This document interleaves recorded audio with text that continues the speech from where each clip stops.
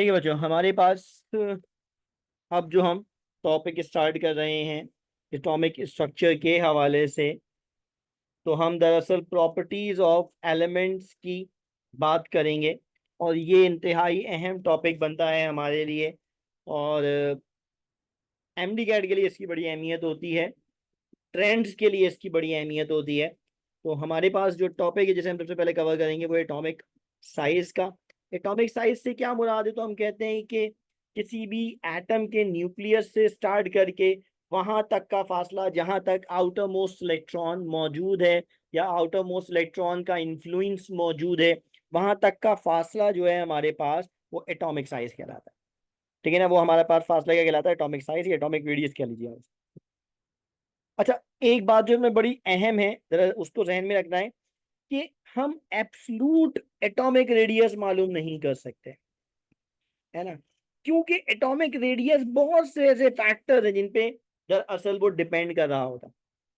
मिसाल के तौर पे एटॉमिक रेडियस की अगर हम बात करें तो हमारे पास कोई एक फिजिकल बाउंड्री नहीं है कि इलेक्ट्रॉन यहां घूम रहा होगा, है ना? तो ऑर्बिटल्स की कोई पर्टिकुलर शार्प लाइंस नहीं है कि इलेक्ट्रॉन यहाँ इस रीजन तक मौजूद होगा, इससे आगे नहीं जाएगा। तो एक पर्टिकुलर हम बात करें, कोई शार्प बाउंड्रीज है, एक रीजन है, यहाँ तक उसकी एरिया फैला हुआ है, तो ऐसा नहीं है ना? ऐसा नहीं है।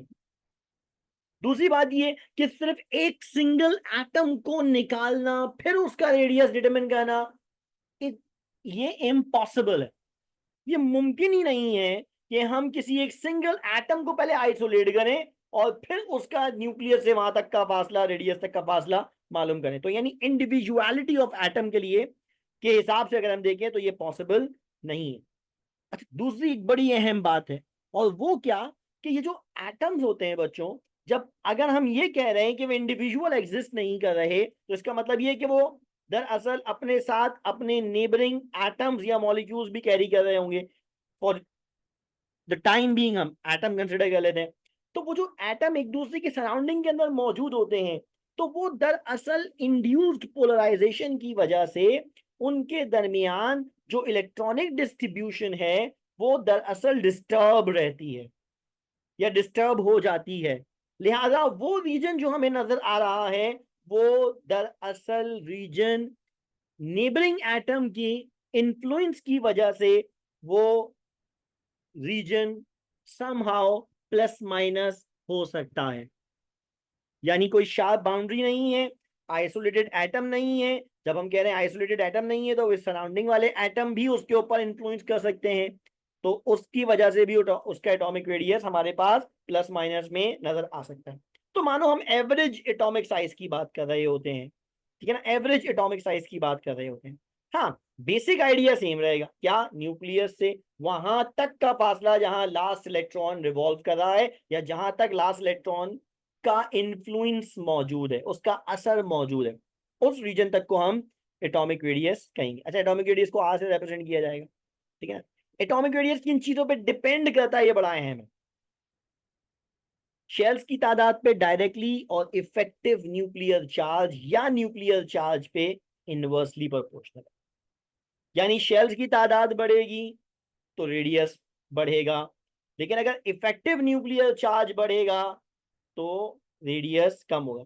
इन अदर वर्ड्स, अगर मैं इसको बहुत आसान से अंदाज में समझाने की कोशिश करूं तो मैं कहूंगा, देखो, अगर मैं कह रहा हूं एटॉमिक साइज, तो ये ट्रेंड बनेगा ग्रुप ट्रेंड और ये ट्रेंड बनेगा पीरियोडिक ट्रेंड।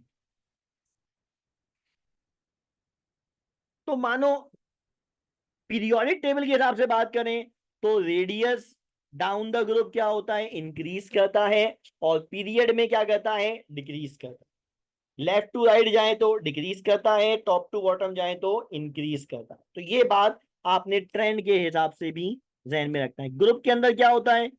इंक्रीज करता है। और पीरियड में क्या होता है? डिक्रीज करता है। अच्छा, इसमें चंद एक्सेप्शंस भी नजर आएंगे तुम्हें, रेडियस के अंदर चंद एक्सेप्शन भी नजर आएंगी। ये एक्सेप्शन तुम्हें खास तौर पे डी ब्लॉक के अंदर नजर आएंगी या फिर down the group bottom of the third A, fourth A के अंदर नजर आएंगी। डाउन द ग्रुप के अंदर, बिल्कुल बॉटम ऑफ द थर्ड ए और फोर्थ ए में नजर आएंगी, समाउ फिफ्थ ए के अंदर भी नजर आएंगी। क्या वजह है, उसका रीजन क्या है? डी ब्लॉक के अंदर रेडियस में बहुत मामूली सा फर्क आता है। डी ब्लॉक के अंदर हमारे पास रेडियस में बहुत मामूली सा फर्क आता है, ठीक है। और अगर हम डाउन द ग्रुप बात करें, third A, fourth A, fifth A के अंदर, तो हमारे पास रेडियस में समहाउ कमी आती है। हम क्या कह रहे हैं, बी ग्रुप के अंदर डाउन द ग्रुप बढ़ता है, लेकिन third A, fourth A, fifth A के अंदर बॉटम ऑफ द ग्रुप के अंदर वो बढ़ने के बजाय कम हो जाता है।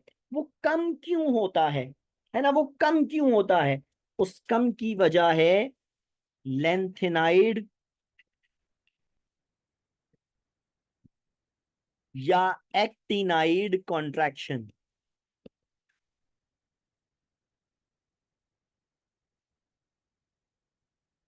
एफ ब्लॉक की जो सीरीज है ना बच्चों, 4F और 5F वाली, इस इजाफी 4F के इलेक्ट्रॉन्स की वजह से, 5F के इलेक्ट्रॉन्स की वजह से दरअसल न्यूक्लियर चार्ज अट्रैक्शन बढ़ जाती है। न्यूक्लियर चार्ज अट्रैक्शन के नतीजे में क्या होता है, मानो इफेक्टिव न्यूक्लियर चार्ज बढ़ जाता है। इफेक्टिव न्यूक्लियर चार्ज बढ़ने से रेडियस क्या हो जाता है, कम हो जाता है। तो down the group F sub shell के आने से जो इजाफी इलेक्ट्रॉन आ जाते हैं, इजाफी प्रोटॉन आ जाते हैं, वो दरअसल रेडियस को कॉन्ट्रैक्ट कर देते हैं। इसलिए कहते हैं लेंथेनाइड और एक्टिनाइड कॉन्ट्रैक्शन।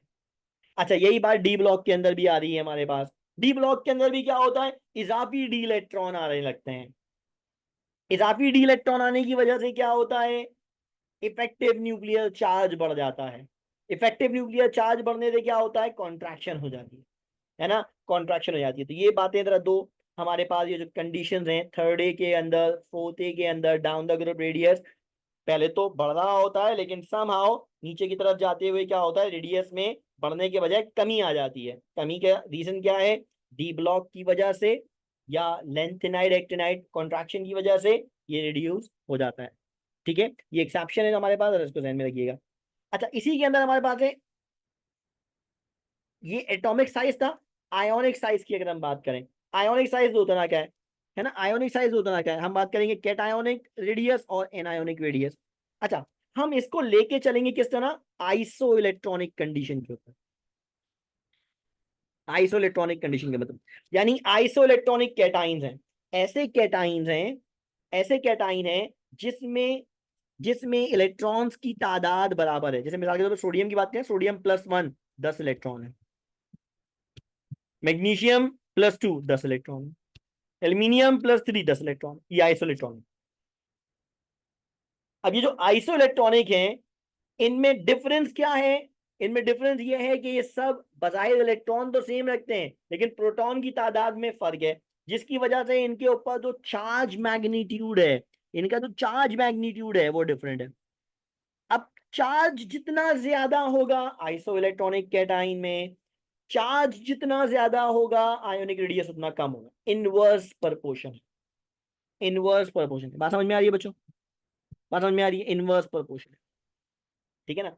जबकि यही बात आइसो इलेक्ट्रॉनिक एनाइन में कहें, है ना, तो चार्ज जितना, नेगेटिव चार्ज ज्यादा होगा आइसोलेक्ट्रॉनिक एनाइन का रेडियस उतना बड़ा होगा, है ना, आइसोलेक्ट्रॉनिक का एनाइन का रेडियस उतना बड़ा होगा। अच्छा, अब इसका रीजन सुन लें जरा, क्या है इसका रीजन सुनने, क्या है देखें। जब हमारे पास पॉजिटिव चार्ज का मैग्नीट्यूड बढ़ता है, जब पॉजिटिव चार्ज का मैग्नीट्यूड बढ़ता है तो इफेक्टिव न्यूक्लियर चार्ज में इजाफा होता है। जब पॉजिटिव चार्ज का मैग्नीट्यूड बढ़ता है तो इफेक्टिव न्यूक्लियर चार्ज में इजाफा होता है। इफेक्टिव न्यूक्लियर चार्ज क्या करता है, इलेक्ट्रॉन्स को अपनी जानिब खींचता है। तो मानो वैलेंस शेल के इलेक्ट्रॉन को अपनी जानिब खींचता है, जिसकी वजह से रेडियस कम हो जाता है। अब पॉजिटिव चार्ज जितना ज्यादा, इफेक्टिव न्यूक्लियर चार्ज उतना ज्यादा, रेडियस उतना कम, ठीक है, रेडियस उतना कम। जबकि नेगेटिव चार्ज में क्या होता है, नेगेटिव चार्ज में रिपल्जन आती है ना, नेगेटिव चार्ज में क्या होता है बच्चों, रिपल्जन आती है। नेगेटिव चार्ज जितना ज्यादा होगा, नेगेटिव चार्ज जितना ज्यादा होगा, रिपल्जन उतनी ज्यादा होगी। रिपल्जन चीजों को क्या करती है, तो रिपल्जन से हमें चंद बातें ध्यान में रखनी है। रिपल्जन के नतीजे में क्या होता है, रिपल्जन के नतीजे में इंस्टेबिलिटी आती है, रिपल्जन के नतीजे में रेडियस बढ़ता है, रिपल्जन के नतीजे में एनर्जी का इजाफा होता है ना, सिस्टम की एनर्जी बढ़ती है। जब रिपल्जन होगी तो ये एंडोथर्मिक प्रोसेस होगी। रिपल्जन क्या होती है? एंडोथर्मिक प्रोसेस होती है।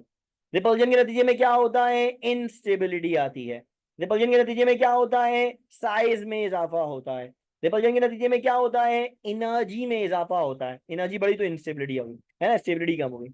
तो ये हमारे पास चंद इंतहाई अहम पॉइंट्स हैं जो कि हम रेडियस के हवाले से बच्चों पढ़ते हैं। एटॉमिक हो या ionic radius, almost same features हैं। आयोनिक रेडियस में ध्यान में रखना है कि आइसोइलेक्ट्रॉनिक कैटाइन में चार्ज इनवर्सली प्रोपोर्शनल है, आइसोइलेक्ट्रॉनिक एनाइन में चार्ज डायरेक्टली प्रोपोर्शनल है। किसके? रेडियस के। ठीक है बच्चों, बात समझ में आई? पॉइंट क्लियर हुआ?